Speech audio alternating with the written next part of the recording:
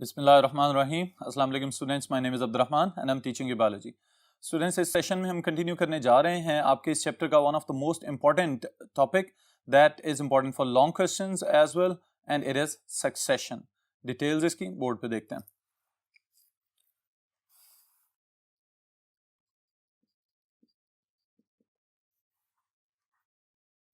Ji students, the topic is succession. Succession को अगर हम आसान तरीन अल्फाज में देखना चाहें तो इसको हम कह सकते हैं जानशीनी करना या फिर विरासत हासिल करना। अब सवाल ये पैदा होता है कि इकोलॉजी में सक्सेशन से क्या मुराद है।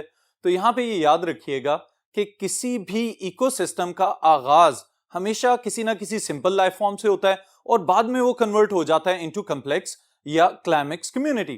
तो इसका मतलब ये हुआ कि किसी भी जगह से लाइफ का आगाज होना और फिर बहुत सारे स्टेप्स कवर करते करते जब एक स्टेबल कम्युनिटी या इकोसिस्टम बन जाए तो ये जो सारे के सारे स्टेप्स होते हुए आए हैं इस पूरे अमल को हम ये नाम देंगे सक्सेशन का। ऑलराइट, आसान तरीन अल्फाज में अगर हम लिखना चाहें तो हम कह सकते हैं succession is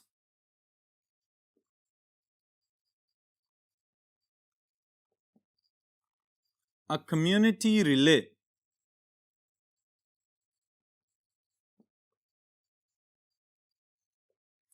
alright students, community relay से क्या मतलब है कि थोड़ी देर के लिए एक कम्युनिटी वहां पे सरवाइव करे, उसके बाद उसमें मजीद कुछ तब्दीलियां आए और फिर एक नई क्लाइमैक्स कम्युनिटी डेवलप होना शुरू हो जाए। यहां पे अंग्रेजी की एक कहावत मैं लिखता चलूं आपके लिए, that is the only constant is change. जी स्टूडेंट्स, अब ये जो जुमला मैंने लिखा है इकोलॉजी में या नेचर में ये परफेक्टली फिट बैठता है। वो किस तरह से कि हमें ये पता चलता है कि हर वक्त हमारे इर्द गिर्द माहौल में और जानदारों की कंपोजिशन में और स्ट्रक्चर में बहुत सारी तब्दीलियां वकू पजीर होती रहती हैं। तो इसका मतलब ये हुआ कि अगर हम ये कहें लाइफ में कुछ कांस्टेंट है तो इट इज इम्पॉसिबल। इसका मतलब ये है कि हर वक्त तब्दीलियां आती ही रहेंगी। और ये जो इकोलॉजी में स्पेशली सक्सेशन के अंदर हम ये जो स्टेबल कम्युनिटी वगैरह की टर्म यूज करते हैं, ये भी यहां पे मिसफिट तो नहीं है, लेकिन इससे मुराद ये होती है कि ये टेम्पररी चेंज है या आर्जी तौर पे जो तब्दीली आ रही है उसको हम स्टडी करें। ऑलराइट स्टूडेंट्स, फिर यहां पे कौन कौन सी चीजें हमारे फोकस पे होंगी इसको भी हम देख लेते हैं। किसी भी कम्युनिटी के अंदर कम्युनिटी स्ट्रक्चर, ऑलराइट, वहां पे मौजूद कंपेटिटर्स और फिर the most important part is natural selection. Alright students, अब एक अहम बात याद रखिएगा कि सक्सेशन एक ऐसा अमल है जिसमें जानदार या कम्युनिटी के अपने कंपोनेंट्स, बायोटिक कंपोनेंट्स की हम बात कर रहे हैं, बायोटिक कंपोनेंट्स इकोसिस्टम को चेंज करते चले जाएं ताकि इकोसिस्टम उस तरह की स्पीशीज को फेवर करना शुरू कर दे जो वहां पे ज्यादा देर के लिए सरवाइव कर सके। ऑलराइट स्टूडेंट्स, इस चीज को हम कहते हैं this is the true succession. अब अगर देखा जाए तो सक्सेशन पानी में भी हो सकती है और सक्सेशन खुश्की के ऊपर भी हो सकती है। तो इस वजह से इसको हम डिवाइड कर लेते हैं into two types. The first one is hydrosere. इसको अगर हम डिफाइन करना चाहें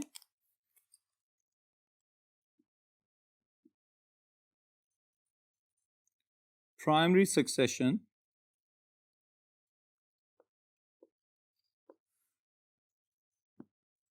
that starts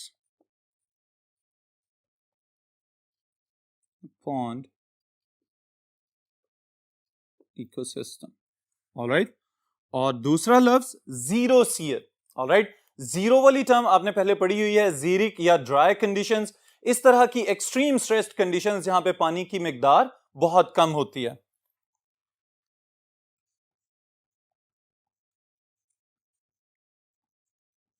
zero shear,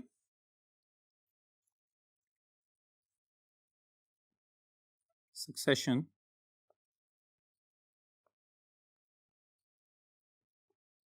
that starts on soil or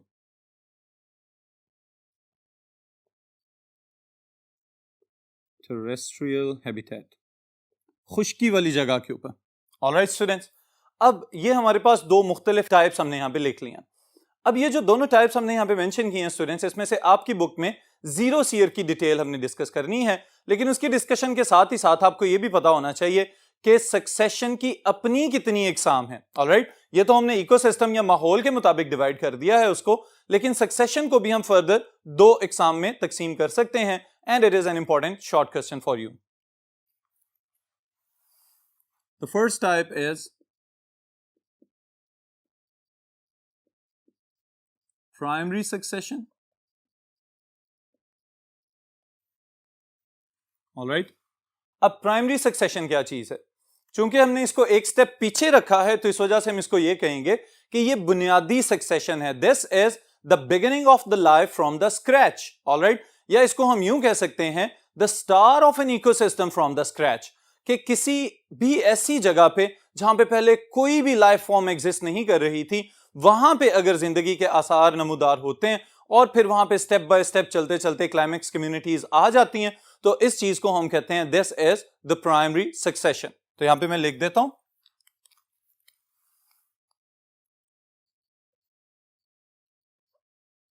start of life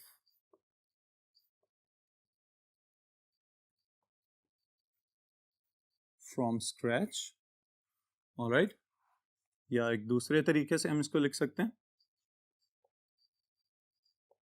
start of an ecosystem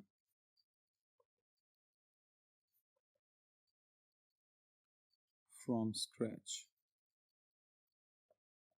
अब इसमें स्टूडेंट्स याद रखिएगा कि किस तरह से या कौन कौन से ऐसे सबस्ट्रेटा हो सकते हैं जहां पे जिंदगी के आसार नमूदार होते हैं पहली दफा।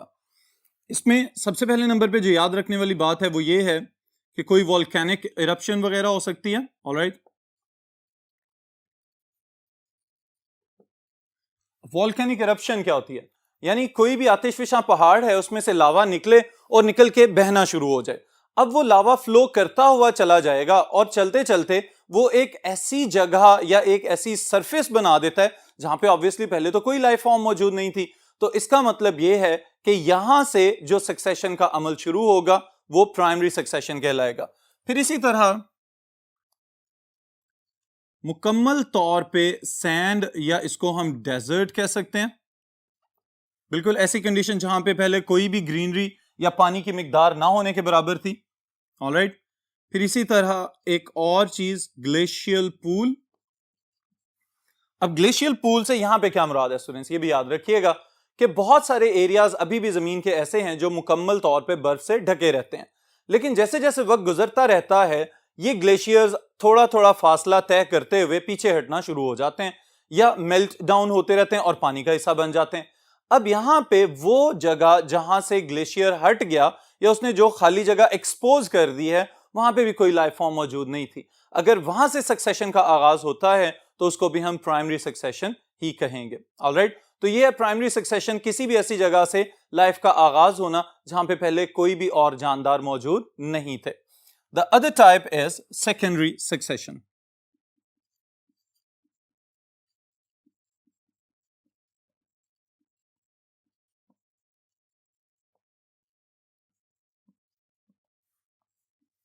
जी स्टूडेंट्स, अगर हम इसको लिख लें जल्दी से, it is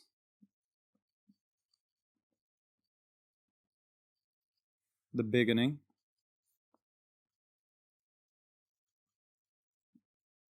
of succession where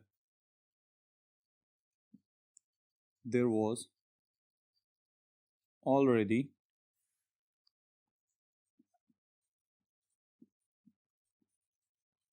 an established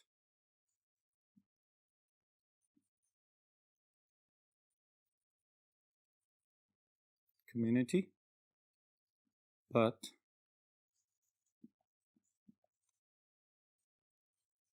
disturbed due to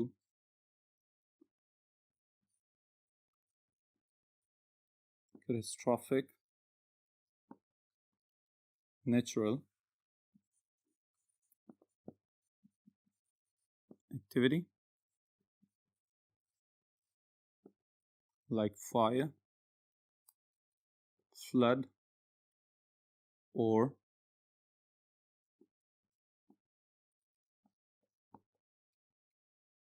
windstorms. Alright students, अब ये जो सेकेंडरी सक्सेशन है इसको पहले हमने डिफाइन कर लिया है ताकि आपको ज्यादा अच्छे तरीके से समझ आ सके। अब सेकेंडरी सक्सेशन है क्या? कोई भी ऐसी जगह जहां पे पहले से कोई जानदार एग्जिस्ट कर रहे थे लेकिन वो तमाम प्लांट्स या वो वेजिटेशन जितनी भी वहां पे मौजूद थी अचानक आग लग जाने की वजह से या मुकम्मल तौर पे वहां पे अगर सैलाब आ जाता है या वाटर लॉगिंग हो जाती है तो लाइफ मुकम्मल तौर पे खत्म हो जाए, लेकिन जो सॉइल है, जो क्रस्ट है, वो वहां पे बरकरार रहे ताकि थोड़े अरसे के बाद वहां से नए सिरे से लाइफ का आगाज किया जा सके। अब यहां पे एक इंपॉर्टेंट डिफरेंस स्टूडेंट्स याद रखिएगा। पहली बात जो हमने पढ़ी है प्राइमरी सक्सेशन वाली, उसमें सिर्फ स्टार्टअप में ही हजारों साल लग सकते हैं, लेकिन जो सेकेंडरी सक्सेशन है ये एक क्विक प्रोसेस है। चूंकि सबस्ट्रेटम पहले से ही तैयार है, अब सिर्फ उसके ऊपर सीड्स वगैरह आके गिरेंगे और नए प्लांट्स ग्रो करना शुरू हो जाएंगे। तो प्राइमरी और secondary succession it can be an important short question as well. फिर उसके साथ स्टूडेंट्स अगली चीज जो आपने याद रखनी है, ये भी शॉर्ट क्वेश्चन में पूछा जा सकता है लेकिन टॉपिक के सीक्वेंस के एतबार से भी अहम चीज है। सक्सेशन में जहां से आगाज किया जाए उसको हम कहते हैं पायनियर्स। ऑलराइट, वो जानदार जो सक्सेशन में सबसे पहले अपीयर होते हैं उनको हम बोलते हैं पायनियर्स। और पायनियर्स के लिए साथ ही साथ दो अल्फाज में लिख रहा हूं, they are hardy invaders. Alright students, अब इनके पास ऐसी खसूसियत जरूर मौजूद होनी चाहिए कि अगर मुकम्मल तौर पे पथरीली जमीन है या किसी सहरा में जाके लाइफ का आगाज हो रहा है तो इनके पास ऐसी खसूसियात हों ताकि ये वहां पे वाटर को भी कलेक्ट कर सकें, पानी को इकट्ठा कर सकें, फिर उसको होल्ड भी करके रख सकें, और साथ ही साथ अगर पथरीली जमीन है तो पत्थर में पेनिट्रेट करने की सलाहियत भी इनके पास मौजूद होनी चाहिए। इस वजह से इनको कहा जाता है दीज आर हार्डी इन्वेडर्स, क्योंकि ये उस शदीद मौसम में एंटर हो रहे हैं कि जब जहां पे पहले कोई और किस्म की लाइफ फॉर्म यहां पे एग्जिस्ट नहीं कर रही थी। ऑलराइट, फिर दूसरी तरफ पायनियर्स के साथ ही साथ मौजूद है climax community.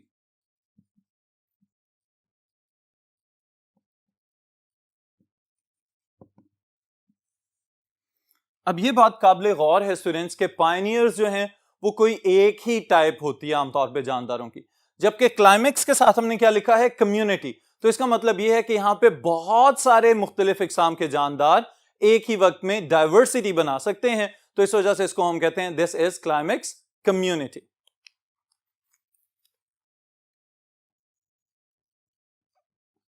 Most stable, alright, temporarily stable, not permanently we can say, group of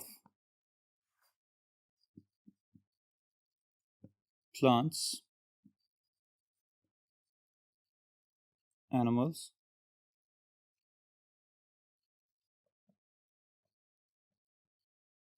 occurring in space and time. Alright students, यानी वो जानदार जिसमें सबसे पहले हम प्लांट्स को शामिल करते हैं, और वो भी मोस्टली वुडी प्लांट्स यानी कि दरख्त जो किसी भी जगह पे बायोडाइवर्सिटी के असल यूं समझें कि पैदा करने वाले या प्रोड्यूसर्स बने होते हैं। तो इसका मतलब ये हुआ कि पहले प्लांट्स ग्रो करेंगे और फिर उसके लिहाज से बाकी स्पीसीज वगैरह एनवायरनमेंट के एतबार से वहां पे आके ग्रो करना शुरू हो जाएंगी। So this is the difference between pioneers and climax community. अब स्टूडेंट्स हम डिस्कस करने जा रहे हैं वो सब की सब स्टेजेस जो आपने याद रखनी है for the xeroseric succession.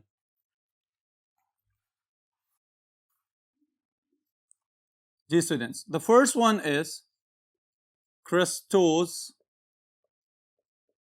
lichens. The second one are foliage lichen stage. Then is the moss stage. Non-vascular plants के लिए आमतौर पे ये टर्म यूज होती है. Then is the herbaceous plant stage. All right. It is then altered by shrubs and ultimately trees. जी students, ये सारा सीक्वेंस मैंने यहाँ पे मेंशन कर दिया है। अब यहाँ पे समझने वाली बात यह है कि कोई भी ऐसा इकोसिस्टम जहां पे पहले कोई लाइफ फॉर्म एग्जिस्ट नहीं कर रही थी, वहां से प्राइमरी सक्सेशन स्टार्ट होगी।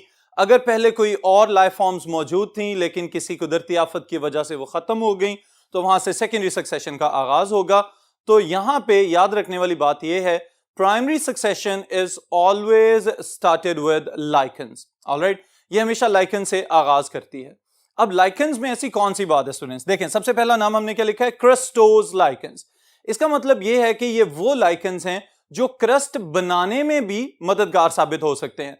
ना सिर्फ ये कि ये खुद सरफेस के ऊपर आके ग्रो करते हैं सुपरफिशियली, बल्कि एट द सेम टाइम अगर कोई ऐसी जगह जहां पे सॉइल ही मौजूद नहीं है, वहां पे लाइकन सबसे पहले आके ग्रो करेंगे और ग्रो करते हुए ये आहिस्ता आहिस्ता फैलना शुरू होते हैं। और इनके फैलाव की वजह क्या है? मॉइस्चर विद होल्डिंग एबिलिटी, के इर्द गिर्द से नमी को जज़ब कर लेते हैं, ड्यू ड्रॉप्स को पकड़ के रख सकते हैं, और तो और अगर बारिश वगैरह हो जाए तो उस सूरत में भी मॉइस्चर को रिटेन करने की सलाहियत इनके पास मौजूद है। फिर क्या होगा? कुछ वक्त गुजरने के बाद जब इंतहाई खुश्क मौसम आ जाएगा तो उस सूरत में इनकी डेथ हो जाएगी। जैसे ही इनकी डेथ होगी स्टूडेंट्स, तो इसका मतलब यह है कि अब वहां पे ऑर्गेनिक मैटर और अपर मोस्ट क्रस्ट वाली लेयर में इजाफा होना शुरू हो जाएगा। तो now it is the time to shift to the next stage. अगली स्टेज कौन सी आ रही है? यहां पे हमने लिखे हैं फोलिएज लाइकन्स। इनको फोलियोज लाइकन स्टेज भी कहते हैं।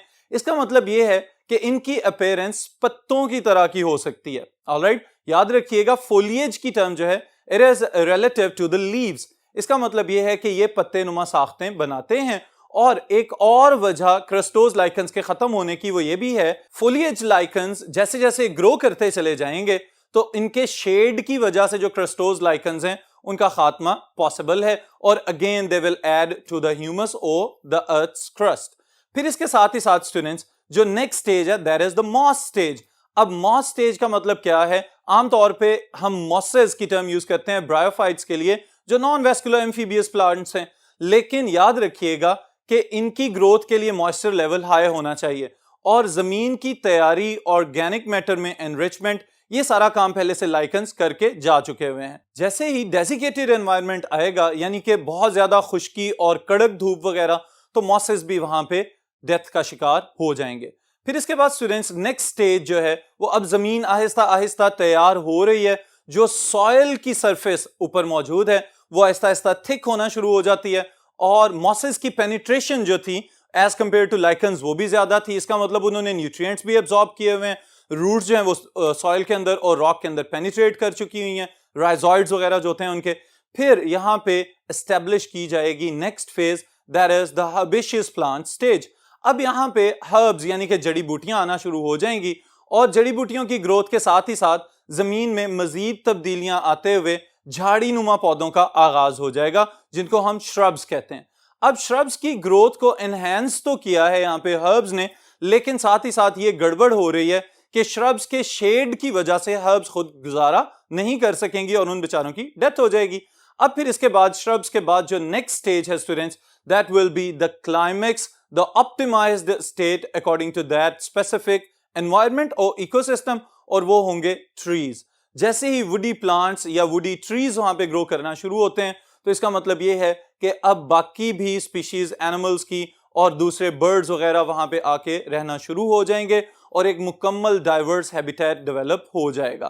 फिर इसके साथ ही साथ नुकसानदेह बात यह है कि दरख्तों के शेड की वजह से श्रब्स वगैरह गुजारा नहीं करती, लेकिन शेड और मॉइस्चर में चूंकि मॉसेस वगैरह या कुछ फर्न्स गुजारा कर लेते हैं तो वो वहां पे रीग्रो करना शुरू हो जाएंगे।